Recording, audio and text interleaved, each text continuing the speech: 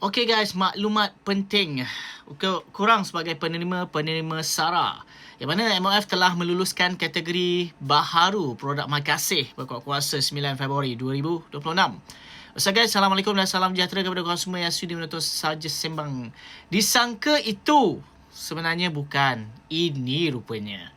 Disangka mana melalui statement sebelum ini, Setiausaha Politik Perdana Menteri mengatakan kononnya, mungkin nanti sebelum Ramadan akan dipertimbangkan ke, dikaji ke dan sebagainya, apa ke alasan sekalipun untuk nak memberi ataupun peluaskan lagi kategori kata bantuan SARA ini kepada barangan-barangan basah. Pekan daya bukannya terjadi begitu, terjadi begini. So berita yang terkini yang aku boleh sampaikan, maklumat awal ni adalah kalau kita lihat melalui aplikasi MyKasih, dia dah ada barangan frozen. Korang boleh pergi ke aplikasi MyKasih, lepas tu dia ada tulis perkataan ni, frozen food. Dari segi barangan itu, aku tak pasti apa jenis-jenis barangan yang lebih detail. Mungkin ada pemarket yang macam ni dia lain, macam tu dia lain.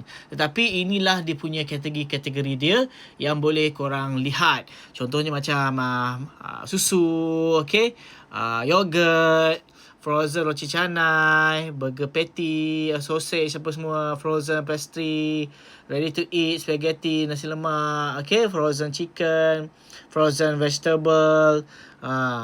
So benda-benda macam ni je lah, setakat yang aku boleh maklumkan kepada korang semualah. Mungkin ada segelintir tempat lain dia punya kriteria, ataupun mungkin dari segi barangan itu sendiri. Sebab aku ada tengok komen-komen netizen, bukan seorang dua, ramai mengatakan tempat-tempat tertentu pun ada barangan basah allowed mereka untuk membeli melalui program SARA ni. So aku pun tak pasti kesahihan ini, tetapi macam mana pun dia segeneral punya information daripada pihak MOF sendiri. Kau boleh tengok dekat aplikasi MyKasih, memang telah di-highlightkan kategori baru, iaitu frozen food, yang mana korang boleh membeli barangan-barangan yang aku dah maklumkan tadi.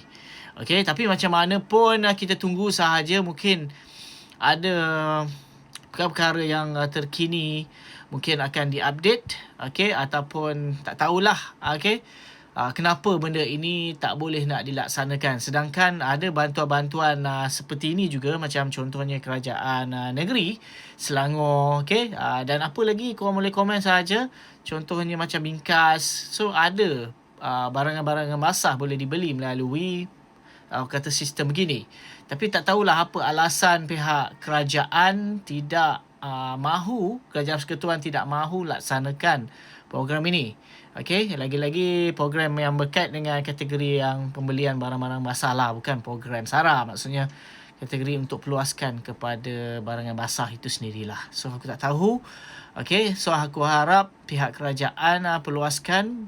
Maka bila dah ada barangan basah ni, aku rasa dah cukup sempurna dah bagi mereka yang kata amat-amat memerlukan perkara ini ataupun barangan-barangan ini untuk dibeli setiap bulan.